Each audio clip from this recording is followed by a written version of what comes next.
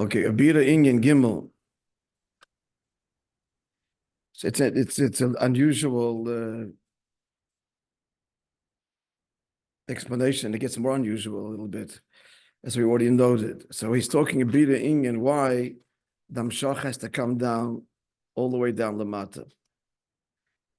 We're surprised by the question because, hey, that's the whole point of it all. But he's addressing the question as it was never asked before.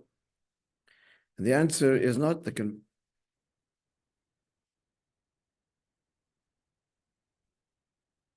conventional simple answer either. Again, did it b'tachtonim, but rather he invokes two things, which all amounts to did it b'tachtonim.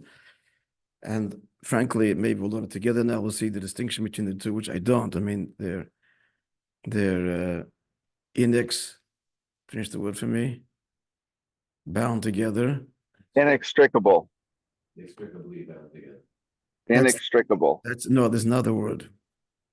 Maybe not. There's another word that's similar to that. Not inextricable. But okay, we'll use that word. They seem to be the same. So if you have an explanation, speak up.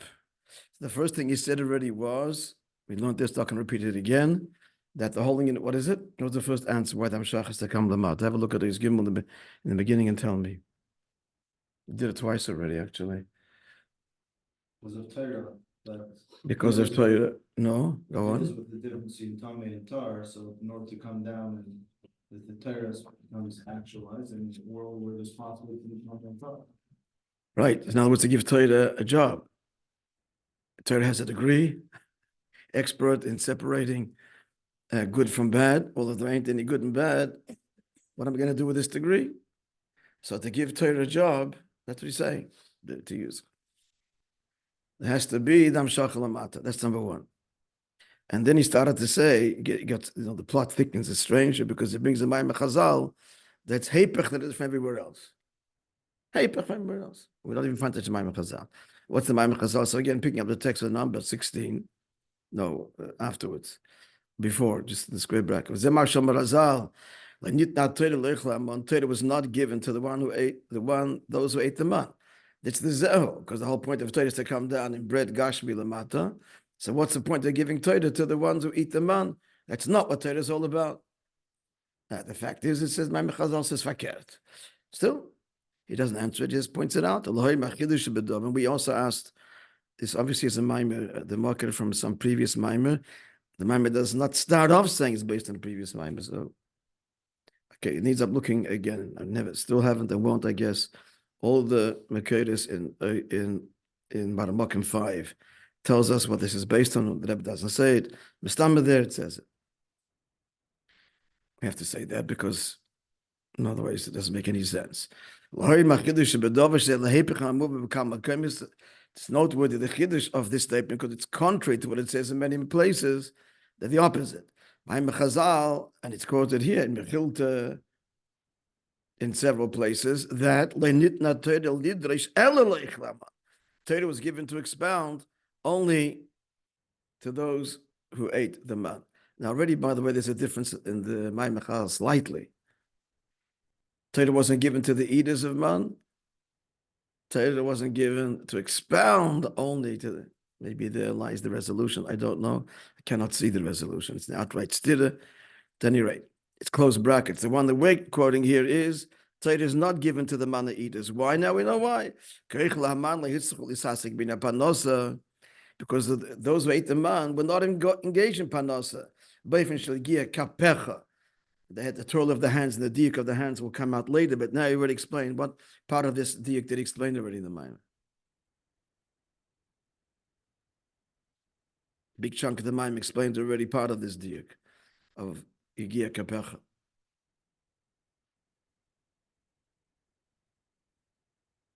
It's on this page. As I go back a little bit, entire chapter answer this question.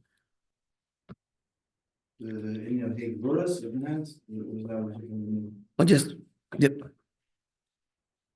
not being technical. Just was the answer. A big part of the Maimar here.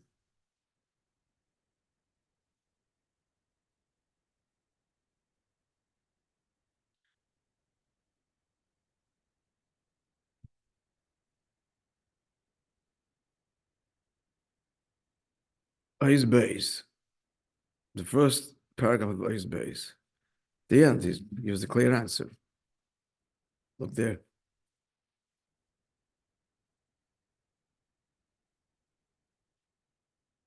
Feeling, Pardon? no, feeling for that supposed to come, physical labor. But why? What was the question? What was there was a question that preceded that. In Pashtus, there's no question. Of course, you go to work. If you don't work, you're going to starve. The whole question is based on something ruchni.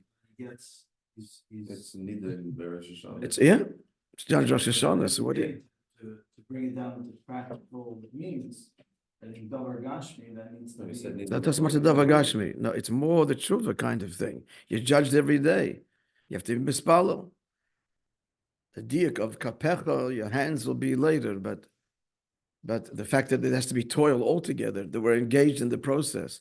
It's been determined Rosh Hashanah, but you still got to work at it because you're judged whether or not it's going to come down in the specific need of the moment, as opposed to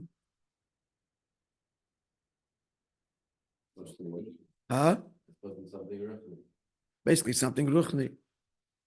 Chassidus, nigle, chayis, and davening, elam haba. Now some might say, great, I'll settle for that.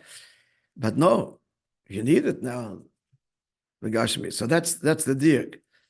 So as you're saying now, the Oich Le'eman didn't do that. Why? They weren't involved in that Avodah. Because what? Not every day. Their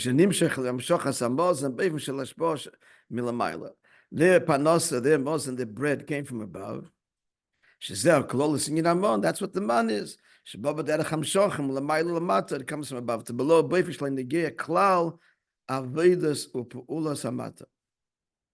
In such a way, it's not negay at all the avodah and the actions of the matter. Now, there is the role of the matter, even with the man. It's tzaddikim, rishonim, and beinanim.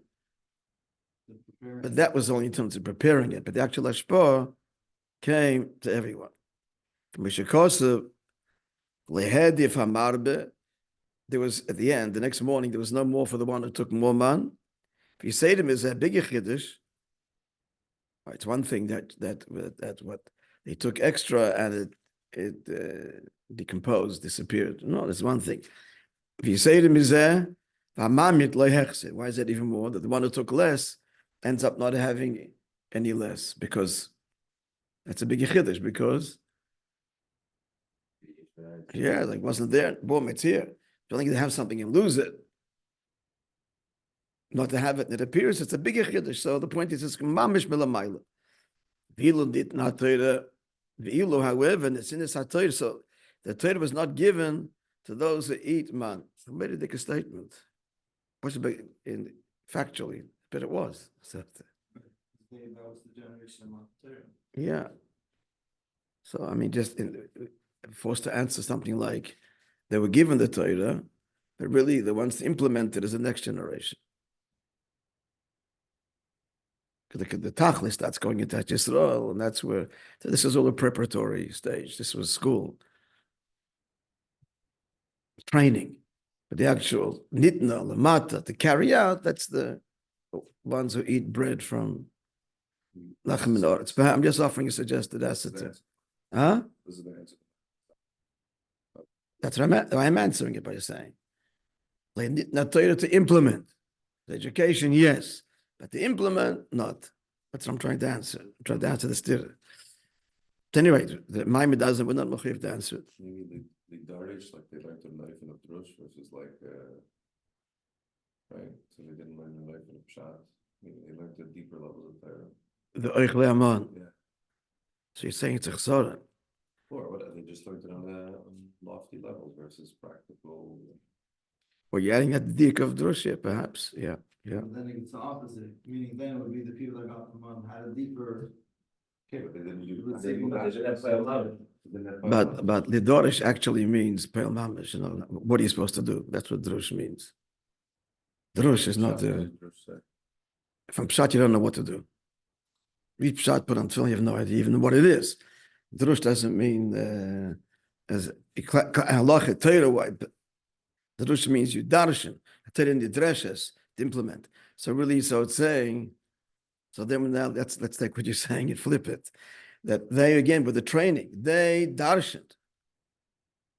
But the implementation is the one that didn't eat the man. The Dorish, yeah. But even that's not so partial because the whole process of the Dorish continues later in even greater measure. Whatever. The Maimon doesn't answer the question, so we need not either, perhaps. I'll call upon him. So, yes, so the Torah is given Gedei Liyos. The whole point of Torah is that we should engage Melamata Lamaila, take the Torah's teachings and levadid or lahavdil and use it to engage the world and clarify. Kanal has said before. So that's one reason, end of explanation number one, why the hashpah has to come down the mata all the way down to this world, because otherwise what? The Torah is ineffectual. The whole point of Torah is to be mavadid. And I guess the underpinning of that is Bereshis. The Torah was given, Bishvil Torah. It's one of the things. Neula yesh loima, that the second, I'm just thinking about it, the second beer to come now is Bishvil Yisrael. Maybe, although he doesn't say it. Hear what he says. Which is higher. The second reason that the ashpah is to come down all the way down here is because I'm not going to go into Arichas now, friends. I've spoken about it in the past. We're all familiar in general about this notion of Shvidas HaKelim in Olam HaTorah that precedes Atzilus. It's the meeting point. I'll just remind you. Would you be able to explain Olam HaTorah in one paragraph to a McGill student?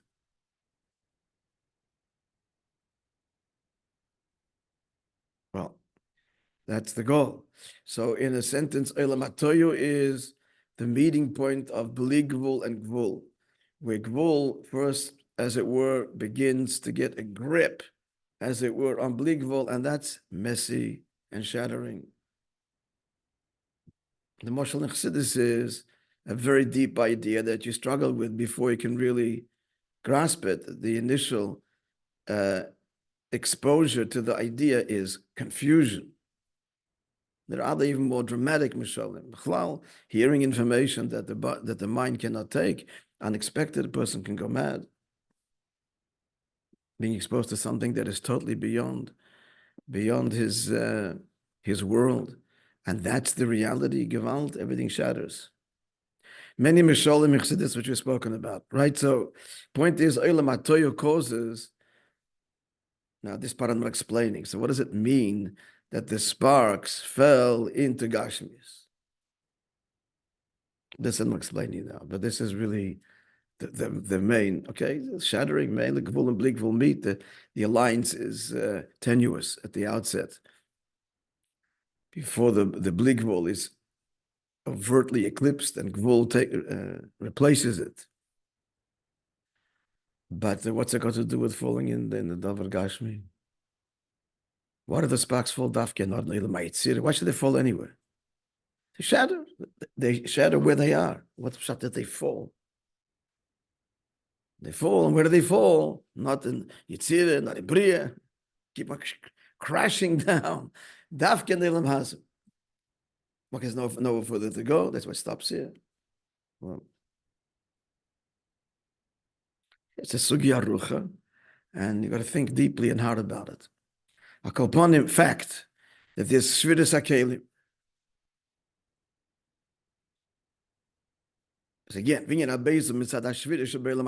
because of the shattering of the vessels, vessel is Gvul, and it's shattered by the oil, the Bli Gvul, right? Now, what caused that is Chet Adam Arishan. I have to see Bemes Teres Chaim, the Bittul Rebbe, because a pikabol al Chet Shviras HaKelim precedes creation. What's the tzarech here? What does it mean? It's because of the Chet Adam Arishan. before creation, it's a Gemara. They used to create the worlds and destroyed them. That's a legal reference to Olam HaToyo. So that's before creation, not Adam Rishon.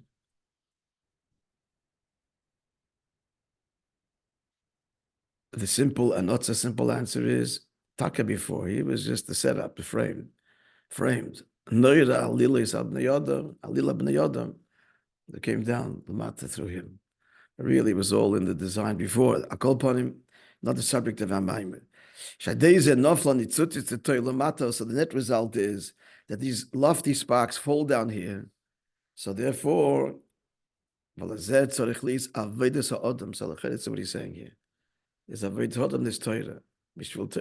I'm offering a suggestion here. The first explanation was Bereshis. It actually says two Bereshis. Torah. For Torah to do its job, its whole mandate is to differentiate. This is a world which needs to be, where clear borders need to be laid down. And the second thing, which is even higher, is avodah ha'adam, Mishul Yisrael, to elevate the sparks.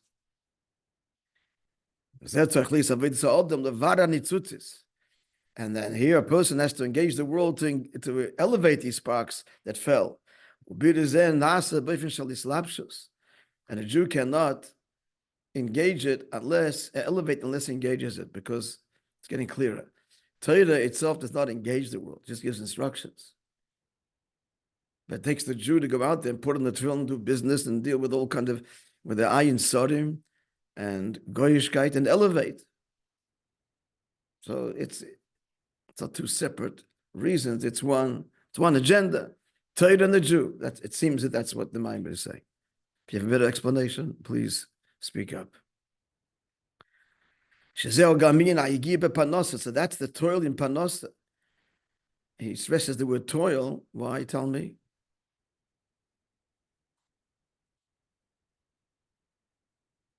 Just say Shazal Gamin panosa. What's the Yegiah panosa? But they were speaking about something, the avoid of bringing down the Gashmis, the avoid of, and in this case, bringing out the Lekos and Gashmis. So why the Yegiah? Why the toil of livelihood? Livelihood. You go out to make a living, so you're out there in the world and you're elevating the sparks. Why does he stress the toil?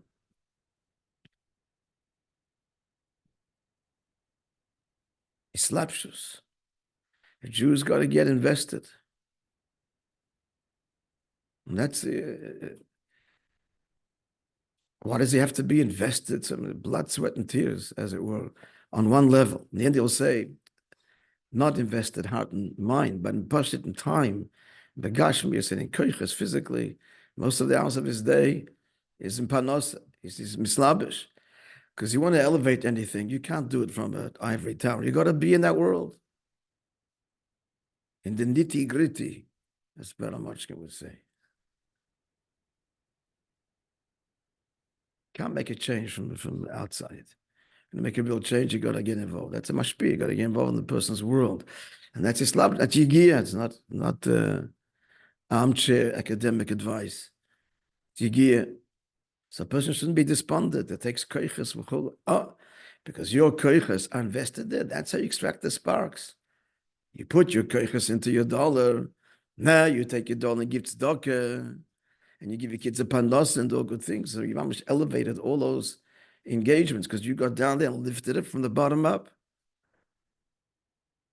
You mavaded it. If you had a marginal engagement, then you wouldn't be elevating the world.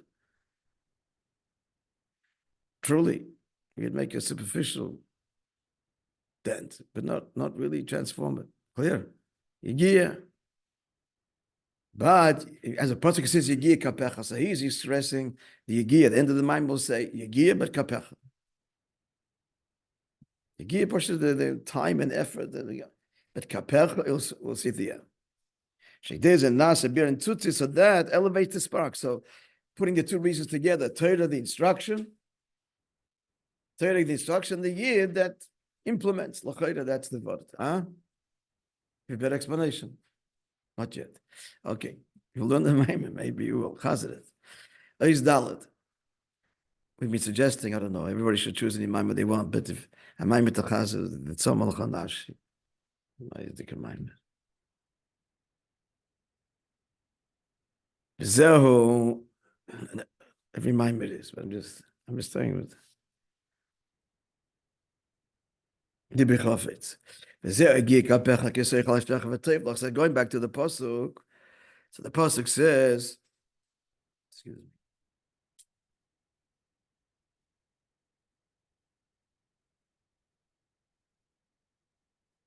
Clean shot is required. Kapecho, the toil of your hands, when you eat, as opposed to handouts, and fortunate are you and good is it for you. This is what it, now we understand the pasuk, summarizing it all, as it were, and adding. Especially as the Yegiah, the reason for the toil. Why is it you have to be invested in the world? Why can't it come easy? Why can't I just win the lottery? We're called Hashem's Geidel, no? So win the lottery. So why the Yegiah? It's Eina Ela Kadesh Hashefa Leki Yumshach V'islabish Lamata Ba'ila Masiya Gashmi. Because he has to see to it that the divine flow is drawn into the world, mamish. Now in brackets for the two reasons we said before. So for Torah to do its job, it's in Yonah Levado Lahavdil. Torah gives the instructions, how we define and how we elevate, and how we conduct ourselves, and how we bring clarity to a confused, dark, and self-destructive world. With this confusion, the result is destruction. And the second inyan, that's the Torah's instructions. The second related component is the divine sparks that have fallen down deep into this world from a very high, lofty source, and the Yid has to elevate them. But still, now comes the Dia Kapecho.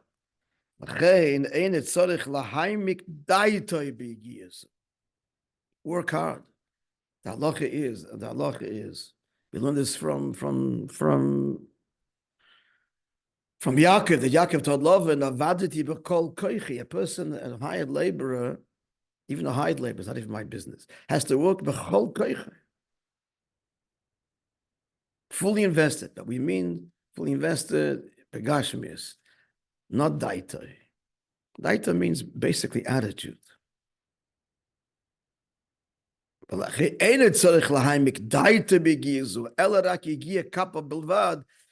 his hands. It doesn't mean only his hands can be working with his feet and be working with his mind too, a computer program, etc., etc. What it means is, as he goes into the Sheish, this is what it says: the toil of your hands, not the toil of your head. Why? Because he knows, why am I doing this? It's not a means for an end. It's not the end all. The whole reason I'm there is to elevate the sparks and use it in Kedusha. So that's where his mind is. That's where his pnimius of his heart is. And he gives the tzedakah, and he uses his money for etc. And to please his wife. Put that first on the list. And that's when he has the gishmak of all of his dollar. It's what it's used for. That's where his das is.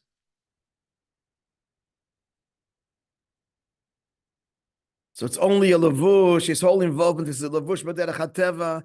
He's making the keli sheba yumshach v'islabish hashef aliki. The Eibishter wants godliness to permeate the lechem, the physical world. Did it b'tachtonim. That's what he's doing.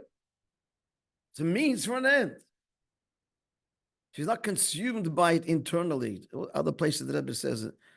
That's easy for the guy that's not in business to say, but I don't mean to be flippant, chas v'sholem, or dismiss the nisoyan. But it's a big nisoyan, a worry, especially in business. The person not a hired labor in business, all the unknowns, and it can easily consume him. Sleepless nights, chas v'sholem, v'chula v'chula.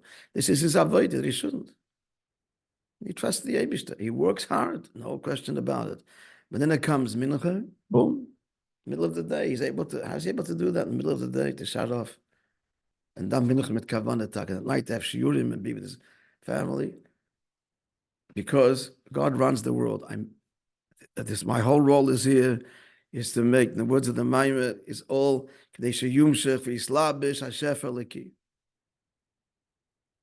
so he's at peace, his inner peace, despite all of the trials, travails, and tribulations of making a living. As he goes into the Savior, you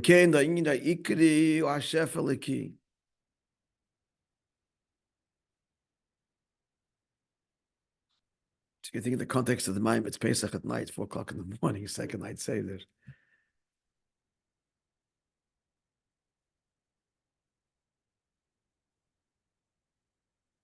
So the main thing is, what's it all about? What's life all about? The Shefa Liki. It's the godliness he's drawing into the world.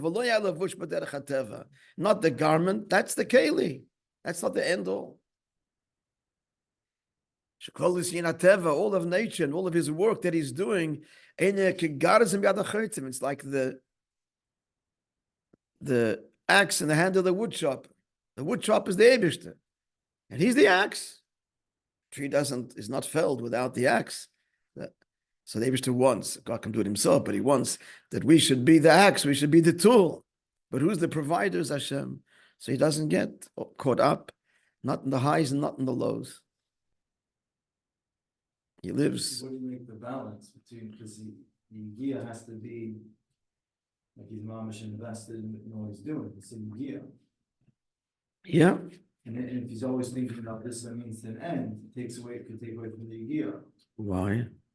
I mean, if someone he needs his mind to do something, because like it's a means to an end. He has to invest in what he's actually doing. Faithfully, yeah, you've got to make your business plan and think it through to the end and invest a lot of time in it. And then it comes to, it's the best I can do. You know, now, I made the keli, Abish to provide. That's it. He's peace with what he did.